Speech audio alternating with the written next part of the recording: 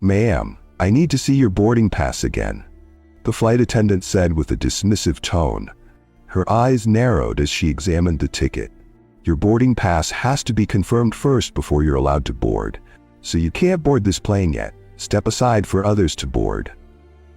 Elise, the black CEO, extended her boarding pass again, her expression calm despite the storm brewing inside her. "There's no mistake. I'm in seat 2A. Soon, a security guard approached, his hand immediately gripping Elise's arm when she tried to explain her situation. His fingers dug into her simple suit jacket as he began pulling her away from the gate.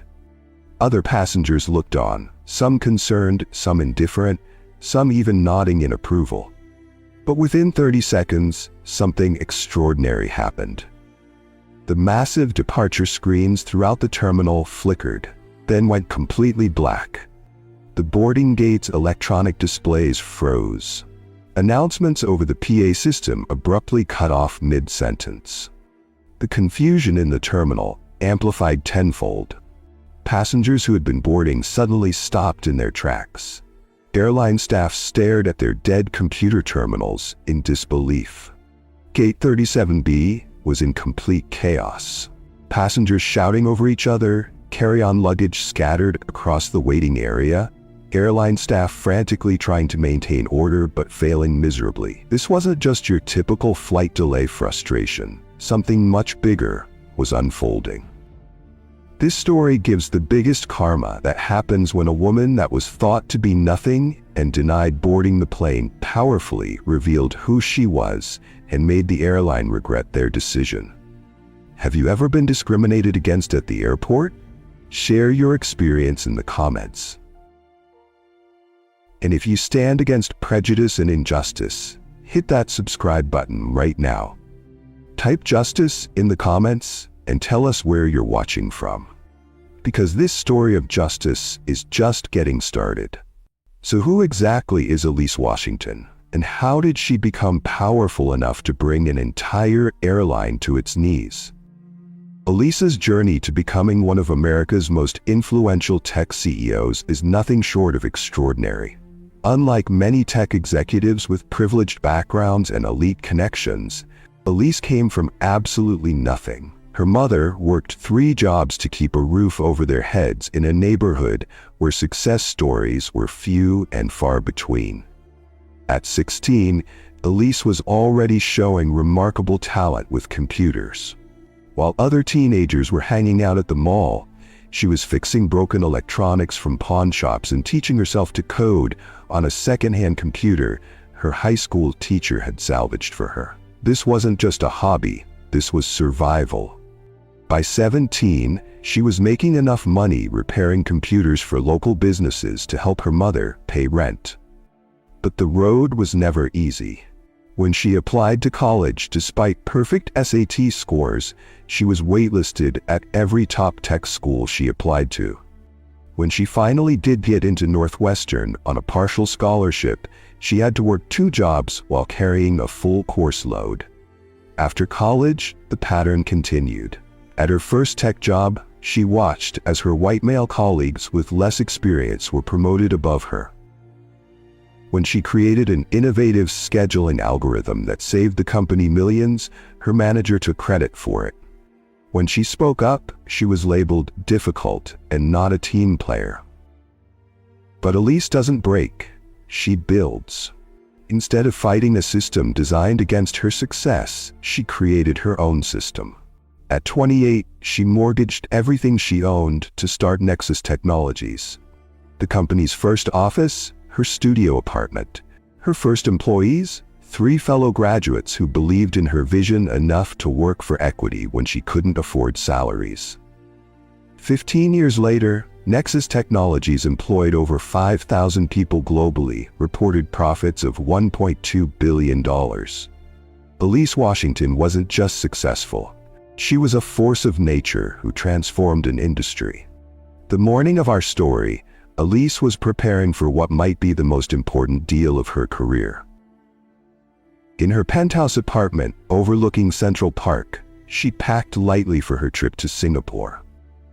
The Global Tech Innovation Summit wasn't just another conference. It was where Elise would deliver the keynote address that would secure a $500 million investment from the Singapore Sovereign Wealth Fund.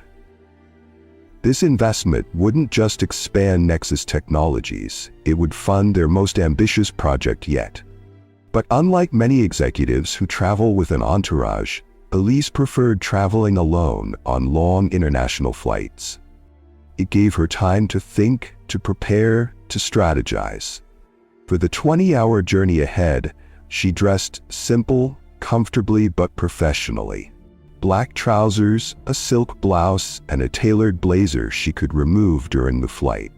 Her only luxury was a pair of handcrafted leather loafers. What Elise didn't know as she headed to the airport that morning was that her path would cross with Bradley Winters, CEO of SkyGlobe Airlines, a man whose leadership was driving his company straight into the ground. SkyGlobe Airlines was once the pride of American aviation.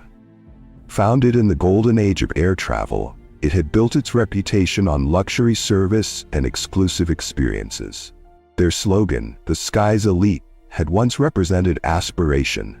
Now, under Bradley Winters' leadership, it had become something else entirely.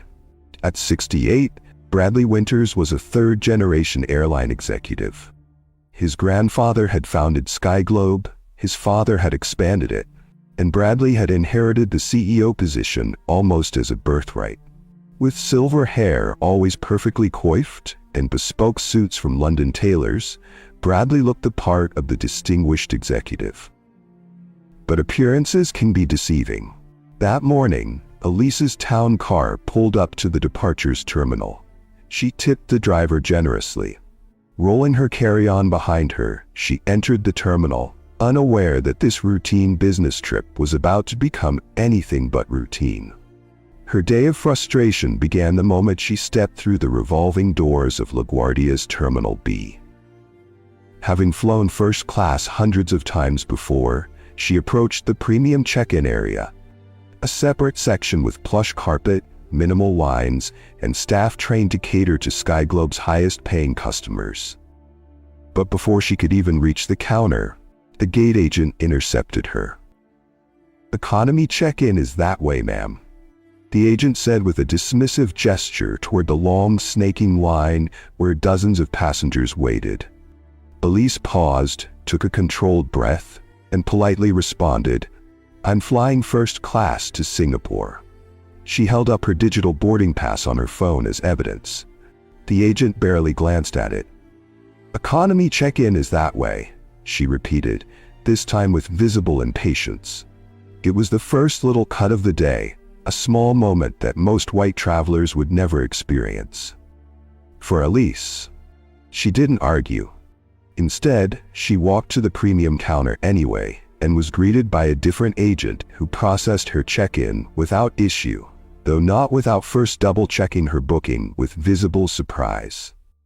After checking her larger suitcase, Elise headed to security with just her designer carry-on and briefcase.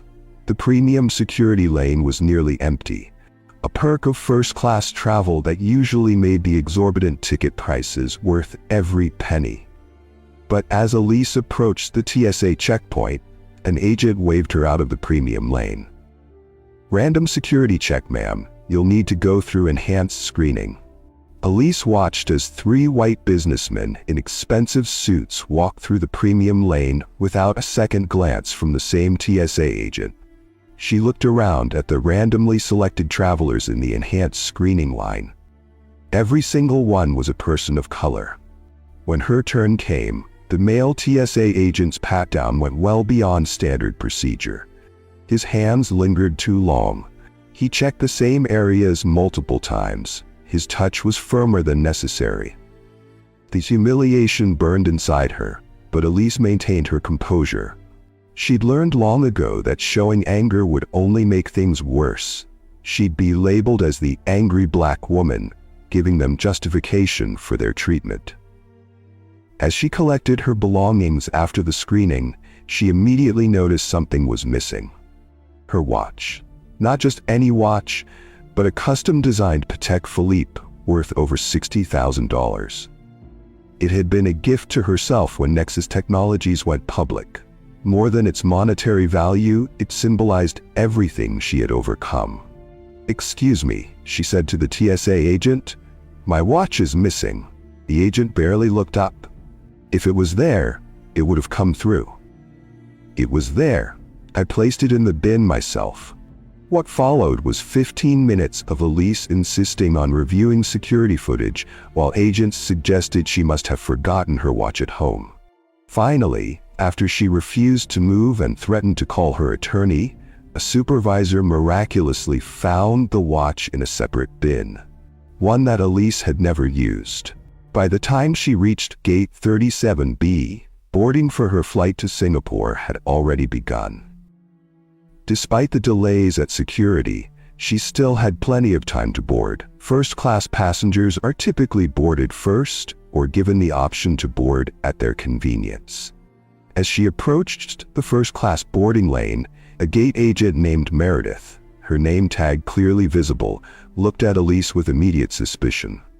"Excuse me, ma'am, this lane is for our first-class passengers only."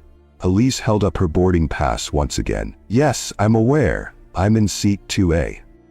Meredith took the boarding pass and scrutinized it as though it were written in a foreign language. She frowned, then looked up at Elise with obvious disbelief. "One moment, please." She picked up a phone and spoke in hushed tones, occasionally glancing up at Elise with narrowed eyes. By now, several passengers had begun to notice the interaction. A supervisor approached, a man in his late 50s with a permanent scowl etched into his face. His name tag read, Richard Bronson, Customer Service Supervisor. "Is there a problem here?" he asked, directing his question to Meredith rather than to Elise. "She says she has a first-class ticket," Meredith replied, emphasizing the word says, as though Elise's claim was dubious at best. Richard took the boarding pass and eyed Elise from head to toe, taking in her comfortable but clearly expensive travel attire. "Ma'am, are you aware that first-class tickets on international flights are very expensive?" The question hung in the air, its implication clear to everyone within earshot. A few nearby passengers snickered. Others looked uncomfortable but said nothing. Elise's expression didn't change. "We'll need to verify your ticket. There seems to be some kind of irregularity." He stressed the last word as though he'd caught her in the act of fraud. "What irregularity?" Elise asked. "I'll need to see additional documentation. Passport, credit card used for purchase, and company authorization for the expenditure." This was not standard procedure. This was not required of other passengers. This was harassment disguised as security protocol. By now, several passengers had their phones out, recording the interaction. One older white woman muttered audibly, "Just show your papers if you have nothing to hide."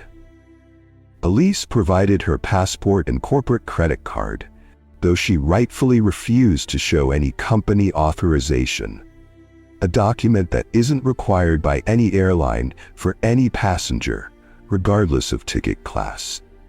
"You'll need to step aside while we verify this information," Richard insisted. "The flight needs to continue boarding." And so, as other first-class passengers boarded with nothing more than a cursory glance at their boarding passes, Elise was escorted to a customer service desk away from the gate. She was told the verification would just take a few minutes. Those few minutes stretched into 20, then 40, then over an hour. Elise sat at the desk, watching the minutes tick by on her reclaimed watch. No updates were provided. No explanations were offered. She repeatedly asked about the status of her verification, only to be told, "We're working on it." From where she sat, she could see her gate. She could see the final boarding calls being made. She could see the door to the jet bridge slowly closing. But what she could also see and hear was a group of Skyglobe employees huddled at a nearby counter, occasionally glancing her way and laughing. Though they tried to keep their voices down in the busy but acoustically unforgiving airport terminal, fragments of their conversation reached her. "Thinks she belongs in first class. Probably her first time on a plane. Bet she won't be so bold when she misses her flight. Each word was a dagger. But what cut deeper was watching her flight.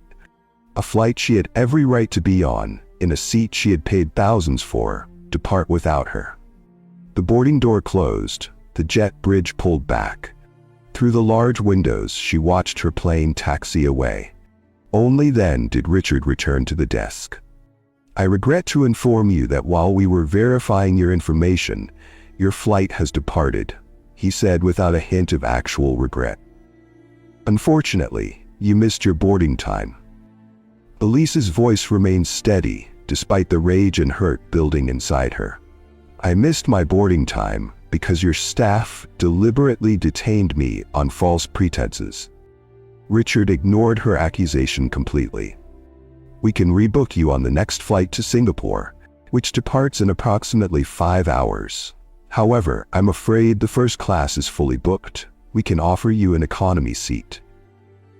This was the final insult, not just denying her the seat she had paid for, but downgrading her while pocketing the substantial difference in fare. Show me the booking system, Elise demanded. I want to see the first-class manifest for that flight. Ma'am, I'm not authorized to. Show me the system, Elise repeated, standing now, or I'll have my company's legal team check every record for that flight. Her calm confidence must have rattled him, because to her slight surprise, Richard turned the monitor toward her. Whether he thought she wouldn't understand what she was looking at, or whether he simply panicked, we'll never know. But what Elise saw confirmed her suspicions. There were 3 open seats in first class on the next flight. You're lying to me, she said simply. There are 3 available first-class seats. Richard quickly turned the monitor away. Those are blocked for operational reasons. What operational reasons? I'm not at liberty to discuss. Discriminatory reasons, Elise said, her voice rising just enough to be heard by nearby passengers. You prevented me from boarding my original flight, and now you're lying about availability to keep me out of first class on the next one. Several other travelers had stopped to watch the confrontation unfold. Some had their phones out, sensing that something significant was happening. I demand to be rebooked in first class on the next flight as compensation for missing my original flight due to your staff's actions, Elise stated firmly. Richard's face flushed red. Ma'am, I'm going to have to ask you to lower your voice. I will not be silenced when I'm being discriminated against, Elise replied, her voice perfectly controlled, but carrying enough to be heard clearly by those around her. That's when Richard made the call that would ultimately destroy his company. He signaled to security. 2 guards approached rapidly, and the taller one immediately grabbed Elise's arm with unnecessary force. Ma'am, you need to come with us now, he said gruffly. Take your hands off me, Elise said. I have done nothing wrong. The guard tightened his grip, yanking her away from the counter. The sudden movement caused Elise to lose her balance, and her phone and documents scattered across the floor. As she bent to retrieve them, she noticed a familiar figure watching the scene from a short distance away. Even without the media photos she'd seen, she would have recognized Bradley Winters by his air of entitlement alone. The Sky Globe CEO was observing the situation with what could only be described as satisfaction. As the security guards continued to usher her away, she heard Bradley turn to a colleague and mutter words that would soon come back to haunt him. Some people just don't know their place. It was at that precise moment, as she was being forcibly escorted through the terminal while other passengers stared and whispered, that Elise's phone rang. What would you do if you were in Elise's shoes? Would you have agreed to board the next flight in economy, or would you stand your ground to remain in first class? Share your thoughts in the comments below, and don't forget to hit the subscribe button now to not miss these stories. Elise Washington carefully gathered her scattered documents from the floor, her movements deliberate and unhurried, despite the security guards looming over her. Her phone continued to ring, the custom ringtone indicating it was Marcus Chen, her chief strategy officer. This wasn't a call she could ignore, even in the midst of chaos. "I need to take this," she said to the guards, her tone making it clear this wasn't a request. Elise stepped slightly aside, maintaining eye contact with the security personnel to ensure they didn't attempt to physically remove her again. "Marcus," she answered, her voice immediately shifting to her business tone. "What's the status?" What the security guards didn't know, what Bradley Winters himself didn't know as he watched from a distance with smug satisfaction, was that this call would be the beginning of the end for SkyGlobe Airlines. "Elise, the Singapore Sovereign Fund needs our decision by tomorrow morning," Marcus explained urgently. "They need to know which airline we're recommending for the global corporate contract before they finalize the acquisition paperwork." And here was the first revelation that would change everything. Her company wasn't just a client of various airlines. They were conducting the final evaluation for a global corporate contract worth $3.7 billion over 5 years. Whichever airline secured this contract would provide exclusive travel services for over 40 multinational corporations within the Nexus Technologies partner network. SkyGlobe had been on the shortlist, along with 2 other major carriers. Elisa's flight today was supposed to be the final evaluation of SkyGlobe's international first-class service, a test they had just catastrophically failed without ever knowing they were being tested. "I've seen enough," Elise replied, looking directly at Bradley Winters as though he could hear her. "Remove SkyGlobe from consideration immediately. Draft the recommendation for Singapore Airlines instead." But Marcus had more urgent news. "There's another issue, Elise. The market is getting nervous about our position in SkyGlobe. There are rumors that we might be divesting," Marcus said. And here was the second bombshell. Behind the scenes, through her private investment firm, Elise Washington personally controlled 28% of SkyGlobe's stock. Combined, they represented the single largest ownership block in the struggling airline, larger even than the shares held by the Winters family. Most passengers watching the scene unfold had no idea that the woman being mistreated held enough stock to destroy the company's valuation with a single sell order.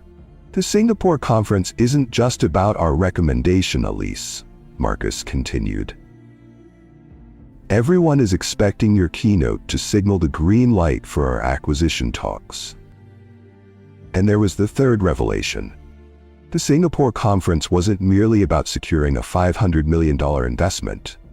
It was about finalizing Nexus Technologies' acquisition of Aerosphere Airways, SkyGlobe's largest competitor in the Asian market. A move that would fundamentally reshape the airline industry for decades to come. The security guards shifted uncomfortably, sensing that this seemingly routine situation was evolving into something far beyond their pay grade. One of them spoke into his radio, updating someone about the situation at Terminal B. Elisa's mind worked with the calculating precision that had made her a legend in the tech industry. In less than 10 seconds, she had formulated a plan that would deliver both justice and a powerful business lesson. "Marcus, I need you to do something right now. Contact our legal team and activate our voting shares. Call for an emergency board meeting of SkyGlobe Airlines, today, not tomorrow. Cite shareholder concern over discriminatory practices and potential civil rights violations." She paused, watching Bradley Winters, who was now engaged in what appeared to be an increasingly heated conversation with Richard Bronson, the supervisor who had denied her boarding. "And Marcus, execute Plan Delta." Plan Delta wasn't just a dramatic phrase she had invented on the spot for effect. It was a strategy developed years ago for situations exactly like this, when discrimination threatened not just her dignity but the integrity of her business operations. As Elise ended the call with Marcus, she immediately placed another to her CFO, then her legal counsel, then the head of her PR team. Each conversation lasted less than 30 seconds. Each set in motion a different aspect of her response. The security guards still hovered nearby, but now they seemed uncertain. One kept glancing at his radio, waiting for instructions. The other was openly staring at Elise with growing recognition, as though trying to place her face. Across the terminal, Bradley Winters was now gesturing angrily in Elise's direction while speaking to an airport police officer. From his body language and occasional glances her way, it was clear he was trying to have her removed from the airport entirely. "She's being disruptive and threatening our staff." Bradley's voice carried across the space as his volume increased with frustration. "I want her escorted out of this terminal immediately." Unfortunately, a small group of passengers, the same ones who had been recording the confrontation earlier, began to vocally support Bradley's demand. "Get her out of here." A middle-aged man in a golf shirt called out, "Some people don't know how to behave in public." "She's holding up everyone else," a woman added. And then the ugliest comment of all, shouted by a red-faced man who seemed emboldened by the growing hostility, "Go fly with your own kind."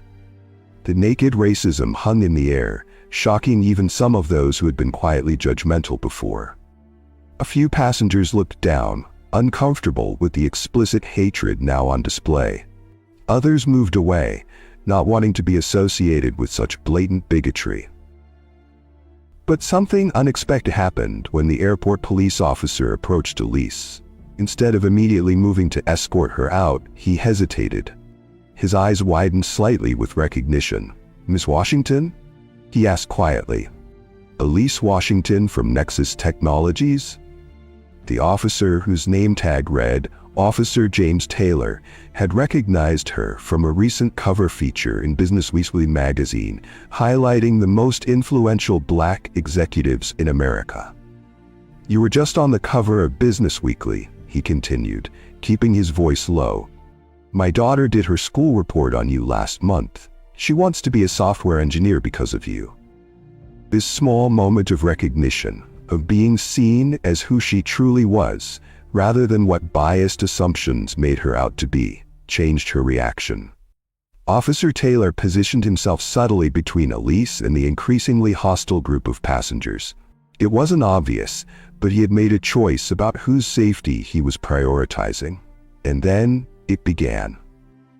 Throughout the terminal, the electronic departure boards flickered. The screens showing CNN Airport Network in the waiting areas momentarily went black, then returned with breaking financial news. The chyron at the bottom of the screen told the story. Breaking: SkyGlobe Airlines shares drops amid rumors of major shareholder sell-off.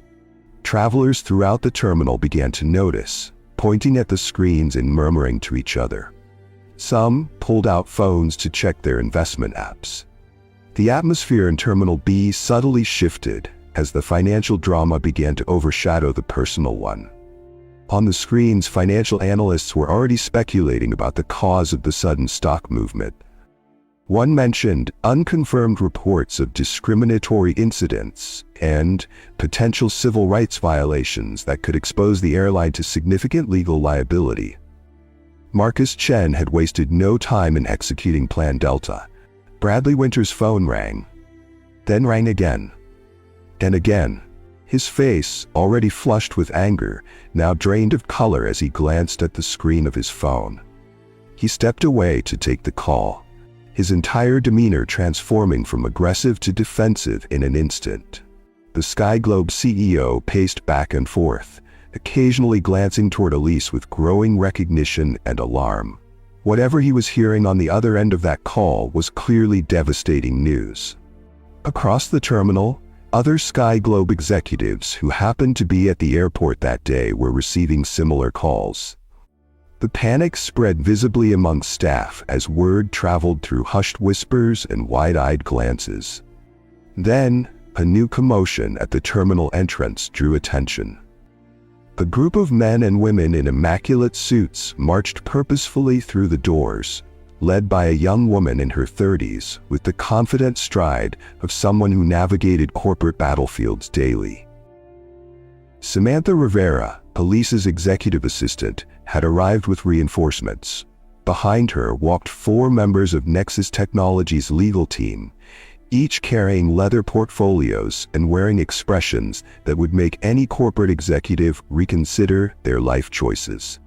Samantha spotted Elise immediately and moved directly toward her, the legal team following in perfect formation. "The documents you requested," Samantha said, handing Elise a slim leather portfolio. "And the board members have been notified. They're assembling via video conference in 30 minutes. Elise nodded, taking the portfolio and opening it to review its contents. Inside were printouts of Sky Globe's own non-discrimination policies. With her team now beside her, Elise straightened her jacket and began walking, not toward the exit as Bradley had demanded, but back toward Gate 37B, where her confrontation had begun.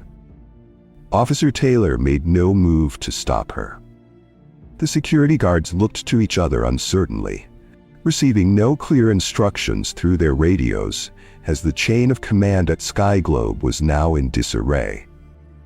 Elise walked with purpose, her legal team flanking her like an honor guard. Passengers moved aside, some recording with their phones, others watching with the fascinated expression of people witnessing history without fully understanding it yet. As she approached the gate area, the airport's PA system crackled to life. "Attention all passengers. Due to an administrative action, all Sky Globe Airlines flights are temporarily grounded. Sky Globe passengers should stand by for further information. We apologize for any inconvenience." The announcement repeated in Spanish, then Mandarin, then French. Throughout the terminal, Sky Globe passengers looked up in confusion and growing anger. Gate agents were suddenly bombarded with questions they couldn't answer. The airline's operations had effectively frozen in place. Bradley Winters, still on his phone at the far end of the terminal, looked up at the announcement with an expression of pure horror.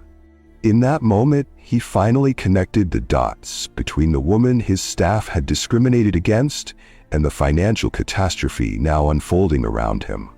Elise hadn't just been denied boarding or a seat in first class, she had been denied her dignity. And now, Sky Globe Airlines was about to learn exactly how costly that mistake would be. The stage was set for a confrontation that would change the airline industry forever. Bradley Winters versus Elise Washington. Old prejudices versus new power. Discrimination versus justice. And it was about to play out in front of hundreds of witnesses, thousands of social media viewers, and millions of stockholders. Gate 37B had transformed from an ordinary airport gate into ground zero of what would soon be called the Sky Globe Reckoning. The announcement that all flights were grounded had created instant chaos. Hundreds of passengers crowded the customer service desks, demanding explanations, refunds, and alternative travel arrangements. "What do you mean all flights are grounded? I have a connecting flight to catch. This is outrageous. I paid thousands for my ticket. Someone better explain what's happening right now." The Sky Globe staff, completely unprepared for this situation, did what frightened people often do when facing an angry mob. They looked for a scapegoat, and they found one in Elise Washington. "Ma'am, if you hadn't disrupted our boarding procedures, none of this would be happening," Meredith, the gate agent who had first questioned Elise's ticket, announced loudly enough for nearby passengers to hear. Richard Bronson, the supervisor, joined in. "This woman has caused a major disruption to our operations because she couldn't follow simple instructions." Their strategy worked, at least initially. Several passengers turned toward Elise with renewed anger, now blaming her for their travel woes. "Is she the reason our flights are canceled?" one man demanded. "Why is one person allowed to ruin travel plans for hundreds of people?" Another shouted. The crowd was growing hostile, closing in around Elise and her legal team. Officer Taylor positioned himself closer to her, sensing the escalating tension. What happened next would become one of the most viewed viral videos of the year. With calm determination, Elise stepped away from her legal team, moved to a nearby row of seats, and gracefully stepped onto a chair to elevate herself above the crowd. "My name is Elise Washington," she began, her voice carrying across the gate area with the same commanding presence that had captivated audiences in boardrooms and conference halls worldwide. "I am the CEO of Nexus Technologies and the founder of Horizon Capital." The simple act of claiming her identity and position, of refusing to be diminished or erased, immediately changed the energy in the terminal. Some passengers pulled out phones to search her name, eyes widening as they realized who was speaking. "I came to this airport today as a paying customer with a valid first-class ticket, just like many of you. I was denied boarding not because of anything I did wrong, but because of what I look like." A hush fell over the immediate area as passengers stopped to listen. Even those who had been hostile moments before seemed compelled by her dignified presence. "What happened to me today is not unique. It happens to people who look like me every day in airports across this country. The difference is that today, it happened to someone with the power to demand accountability." At that precise moment, Bradley Winters arrived at the gate, breathing heavily from having rushed across the terminal. He froze at the sight of Elise standing elevated above the crowd, commanding the attention of everyone present. Attention that, as CEO, he believed should be his alone. A SkyGlobe executive leaned in and whispered urgently in his ear. Bradley's expression shifted from anger to shock to something resembling fear as he finally understood exactly who Elise Washington was and what power she wielded over his company. The situation escalated further as the first media crews arrived, local news stations that had been tipped off about a developing story at LaGuardia. Cameras and microphones appeared, reporters pushing through the crowd to get closer to the action. Bradley immediately moved to intercept them. "This is a private matter concerning SkyGlobe Airlines. No media is permitted in this area." But Officer Taylor stepped forward. "This is a public terminal, sir. The media has every right to be here as long as they don't interfere with security operations." The cameras turned instantly toward the confrontation between Bradley and the officer, capturing the SkyGlobe CEO's growing frustration and panic. Elise continued speaking, now aware that her words were being broadcast beyond just the terminal. "Today, SkyGlobe Airlines showed its true colors, not just to me, but to all of you, and now to the world. What you may not know is that through my investment firm, Horizon Capital, I control 28% of SkyGlobe's stock, making me the largest shareholder in the company." Gasps and murmurs spread through the crowd. Several passengers who had been hostile now looked decidedly uncomfortable. Bradley Winters pushed through the crowd, desperate to take control of the situation. He reached the area where Elise stood, his face a mask of forced cordiality. "Miss Washington," he began, loud enough for the cameras to catch. "There's clearly been a terrible misunderstanding. On behalf of SkyGlobe Airlines, I want to personally apologize for any inconvenience you've experienced today." Elise looked down at him with the calm gaze of someone who had dealt with men like Bradley her entire career. Men who believed a simple apology could erase deeply ingrained patterns of discrimination. "This isn't about inconvenience, Mr. Winters. This is about systemic discrimination embedded in your corporate culture. Discrimination that you have personally fostered and encouraged." Bradley's artificial smile faltered. "I assure you, SkyGlobe has strict non-discrimination policies." "Policies that exist on paper but not in practice," Elise interrupted. She turned to Samantha, who handed her a tablet. "For the past 6 months, my team has been documenting discriminatory incidents on SkyGlobe flights and at SkyGlobe facilities. This was the bombshell revelation no one had anticipated. On the tablet, Elise pulled up a report with dates, times, and details of dozens of incidents, complete with photographic evidence and testimony. I sent mystery shoppers on your airlines, people of different races, religions, and backgrounds, all traveling with identical tickets and itineraries. The disparities in how they were treated are not just disturbing, they're legally actionable. Bradley's face had gone from red to pale as the implications sank in. Camera crews pushed closer, capturing every moment of his visible distress. "Miss Washington?" He tried again, lowering his voice.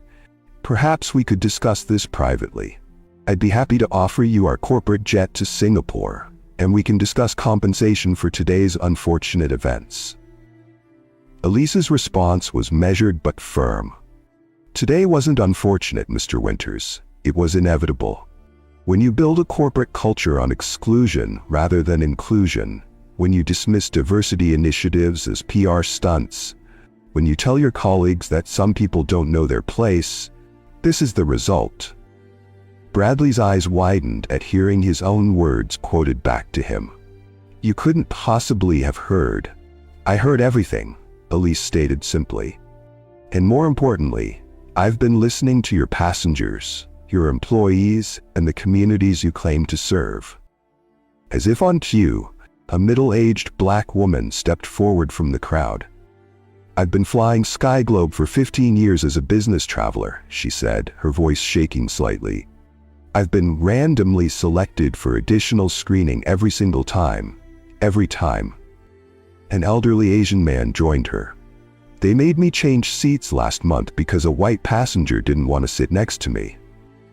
The flight attendant said it was to make everyone comfortable." One by one, passengers began sharing their own experiences of discrimination on Skyglobe flights.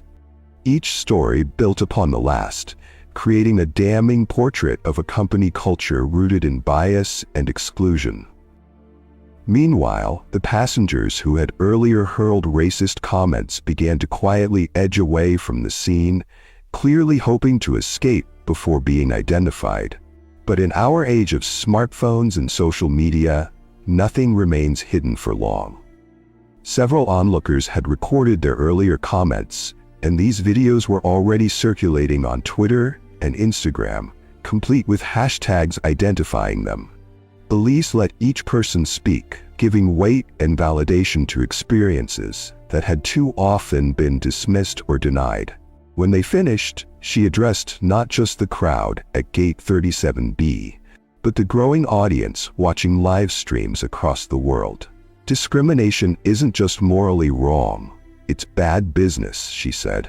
"Skyglobe Airlines has been losing market share for 8 consecutive quarters because it refuses to acknowledge that the world has changed.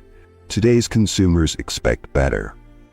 They demand better, and they deserve better." She turned directly to Bradley. "I came here today not just as a passenger, but as someone evaluating your airline for a potential $3 billion corporate contract for international business travel. I was also considering a full acquisition of Skyglobe to expand Nexus Technologies' transportation division." Bradley Winters looked as though he might collapse on the spot.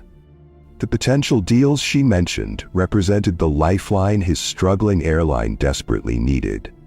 A lifeline he had just watched slip away due to his own company's discriminatory practices.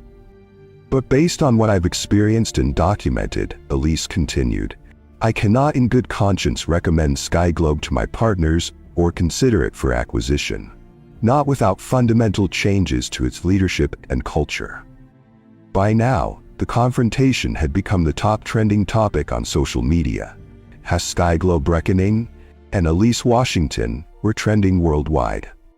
The live streams had hundreds of thousands of concurrent viewers, all watching as decades of discriminatory airline practices were being exposed in real time. The situation escalated further when 3 members of Skyglobe's board of directors arrived at the terminal, having been alerted to the crisis. They approached with visible alarm, clearly recognizing the catastrophic damage being done to the company's reputation and stock value with each passing minute. Ms. Washington, the lead director, said, "We understand your concerns and take them extremely seriously. We would like to convene an emergency board meeting immediately to address these issues." Elise nodded.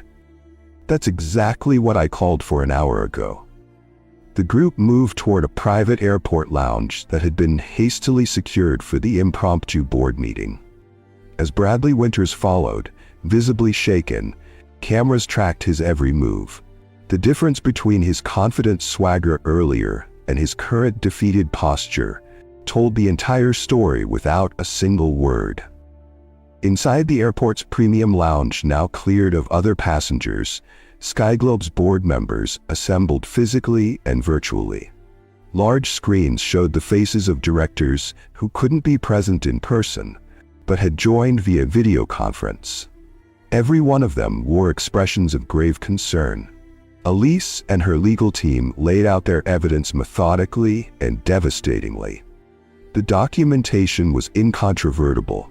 Emails from Bradley dismissing diversity concerns, statistics showing patterns of discriminatory treatment, testimony from former employees about explicit directives to treat certain passengers differently than others. As the presentation continued, Bradley's breathing became labored. He loosened his tie, his face flushing an alarming shade of red. Sweat beaded on his forehead despite the lounge's cool temperature. Halfway through the presentation of evidence, as Elise was explaining how discrimination had cost Skyglobe 3 major corporate accounts in the previous year, Bradley suddenly clutched his chest and collapsed into his chair. I can't, he gasped before slumping sideways. The room erupted in panic. "Is there a doctor?" someone called out. Without hesitation, Elise took charge.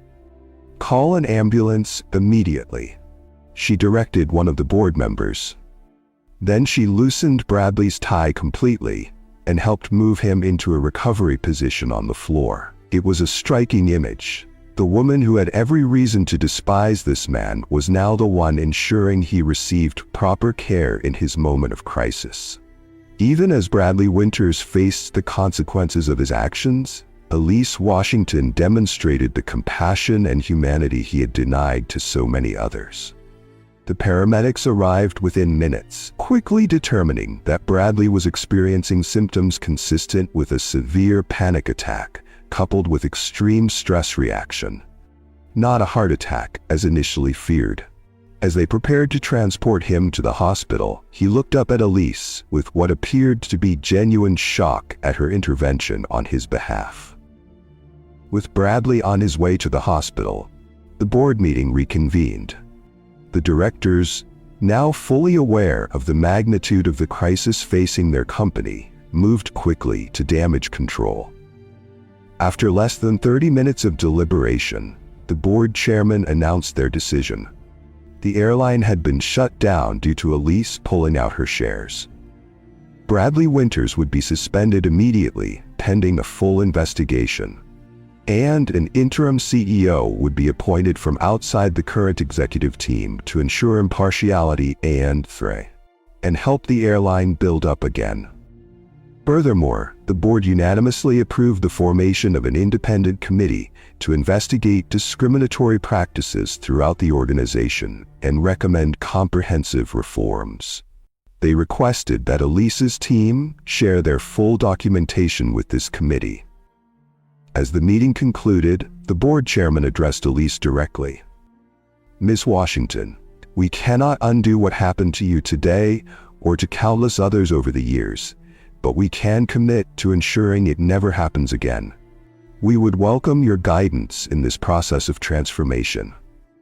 Elise's response was measured but firm. Real change requires more than apologies and committees. It requires a fundamental shift in culture from the top down. I'll be watching closely to see if Skyglobe is truly committed to that shift. As Elise exited the lounge with her team, she found the terminal had transformed. The anger that had greeted her earlier had been replaced with something altogether different. Respect admiration, and in many cases, gratitude. Passengers approached to shake her hand. Airport staff who had been reluctant to get involved earlier now nodded in acknowledgement as she passed. And the media, sensing that they were documenting a pivotal moment in corporate America, captured every moment. The confrontation at Gate 37B proved to be just the beginning of a transformation that would ripple through not just SkyGlobe Airlines, but the entire industry. But the most surprising developments were still to come. 1 week after the confrontation at Gate 37B, the world witnessed something unprecedented in aviation history. The Grand Ballroom in Manhattan was filled to capacity with journalists from around the globe. The SkyGlobe logo, once a symbol of prestige, now hung behind the podium like a relic of a bygone era. The interim board chair, Dr. Janet Rivera, notably the first Latina to hold such a position in a major airline, approached the microphone. The room fell silent. After careful consideration and preliminary findings from our internal audit, the board of directors has made the difficult but necessary decision to suspend all SkyGlobe operations, effective immediately. The announcement sent shockwaves through the industry. Never before had an airline of SkyGlobe's size voluntarily grounded its entire fleet outside of a national emergency. Over 250 aircraft would sit idle at airports across the globe. More than 21,000 employees would be placed on paid leave during what was described as a comprehensive restructuring. The financial cost was staggering, estimated at over $35 million per day. Dr. Rivera's introduction, she made it clear that the cost of continuing business as usual would have been far greater.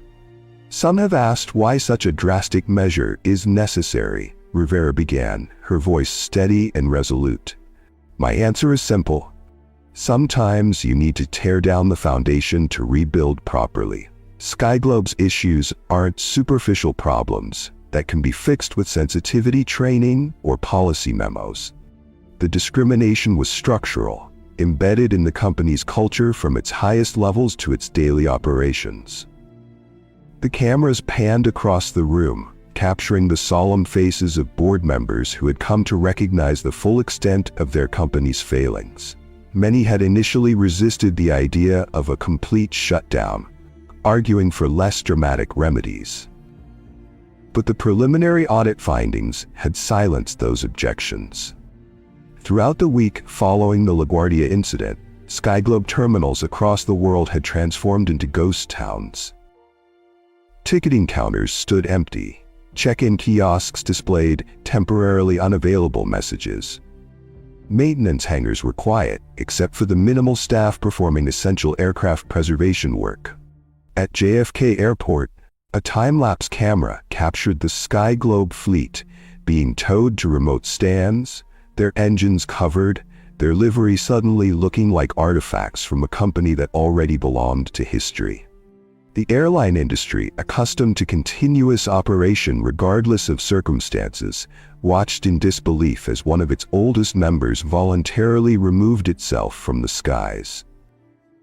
SkyGlobe Airlines will remain closed, Dr. Rivera continued at the press conference, until we have implemented new leadership, new policies, and new cultural safeguards that ensure every passenger and employee is treated with dignity and respect, regardless of their race, gender, religion, or background. What few people expected was the profound remorse expressed by some of the very employees who had been part of the discriminatory culture. In an emotional interview with CNN, Meredith Thompson, the gate agent who had first denied Elise boarding, spoke through tears about her own complicity. I've spent 10 years working for SkyGlobe, and I never once questioned the patterns I was participating in, she admitted. We were trained to provide extra scrutiny to certain passengers, but it was never explicitly called racial profiling. It was coded in language about security concerns or passenger comfort. Meredith had since volunteered to join an employee committee working with the independent auditors to identify and address discriminatory practices. I can't change what I did, she said, "but I can help make sure it never happens again." Meanwhile, at New York Presbyterian Hospital, Bradley Winters was recovering from what doctors had diagnosed as stress-induced cardiovascular episode. Television footage showed him watching the press conference announcing the airline's suspension, his expression transforming from disbelief to something resembling understanding, as the full consequences of his leadership became clear. According to sources close to him, Bradley had been uncharacteristically quiet during his recovery, declining to issue statements or mount a defense of his actions. One hospital staff member reported overhearing him say, "She was right," though whether he meant Elise or someone else wasn't clear. 2 weeks into the shutdown, the independent auditors released their preliminary findings, and they were even more damning than anticipated. The impact extended far beyond SkyGlobe. Within days of the audit's release, competing airlines began announcing their own diversity initiatives, clearly fearing similar scrutiny. United Airlines launched a comprehensive review of its customer service practices. Delta established an independent oversight committee for discrimination complaints. American Airlines announced mandatory anti-bias training for all staff. What we're seeing, noted aviation industry analyst Maria Chen, is an unprecedented moment of self-examination across the entire airline industry. The SkyGlobe incident has forced every carrier to confront practices they've ignored or denied for decades. 3 months after the LaGuardia confrontation, the transformation of the aviation landscape was evident. The Department of Transportation announced new regulations requiring airlines to track and report data on passenger treatment by race and other demographic factors. Industry associations established certification programs for equity in customer service. Insurance companies began offering lower rates to airlines with robust anti-discrimination programs.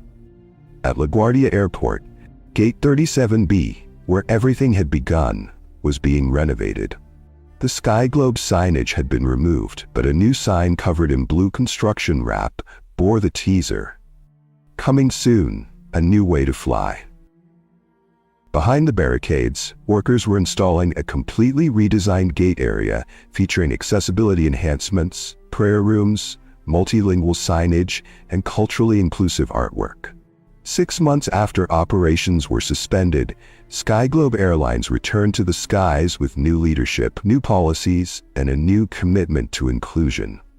Their first flight, symbolically from New York to Singapore, was piloted by Captain Diane Rodriguez, the airline's first Latina chief pilot. Serving as lead flight attendant was Michael Chen, who had previously filed a discrimination suit against the airline but had returned under the new management. And while Bradley Winters never returned to the aviation industry, sources reported that he had begun volunteering with community organizations focused on economic opportunities for minority youth. A surprising epilogue to a career defined by exclusion rather than inclusion. The airline industry would never be the same. And it all began because one woman refused to accept being denied her rightful boarding and seat. If this story moved you, like and hit that subscribe button right now and share to others so they can learn too. See you in our next story.